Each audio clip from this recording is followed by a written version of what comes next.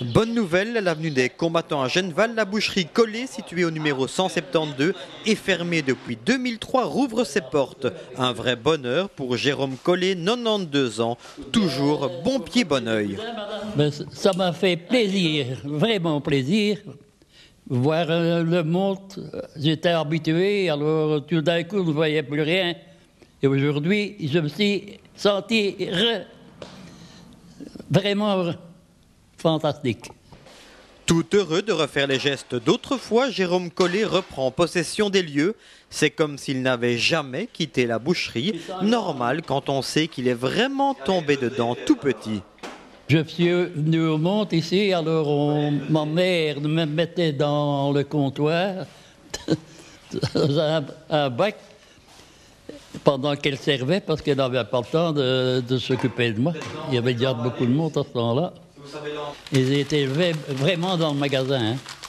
La boucherie Collet revit, mais le temps d'un dimanche seulement. En effet, cette reconstitution de l'ancien étal s'inscrit dans la manifestation Le Mois des Arts, organisée par le Centre culturel de Rixensart. La fête des combattants ouvre le bal en offrant aux visiteurs un voyage dans le temps. L'envie, c'est d'abord de se rencontrer. On apprécie l'art comme étant un lieu de rencontre. Et si on utilise l'art pour se rencontrer, si je dis là, je pense qu'il y a quelque chose de gracieux qui se produit. Hein. Et donc même un bar clandestin qui fait qu'on va montrer des vieilles cartes postales anciennes, où on va même parler de Cauchy autour d'une bonne tasse de café, et en public devant tous. Il y a quelque chose qui est très, très gai. Il faut savoir que dans l'avenir combattant, il paraît qu'il y a des années, des dizaines d'années que plus rien ne s'est produit. Au programme, outre l'ouverture de la boucherie Collet, des concerts, des expos et des spectacles, avec aussi l'idée que les habitants ouvrent leurs portes aux visiteurs. Les personnes qui le veulent, donc on a demandé aux gens, et les personnes qui le veulent pourront, en fait c'est clandestin, sans être clandestin, mais offrir aux gens, ou vendre de préférence, donc des boissons qu'ils ont choisies, même, donc par là une petite liqueur, par là un expresso bien corsé, ou par là un petit vin dont on a le secret, et à la manière dont on faisait avant, en fait, où les gens vous invitaient à boire un café chez vous. Au début du siècle, on faisait ça très couramment.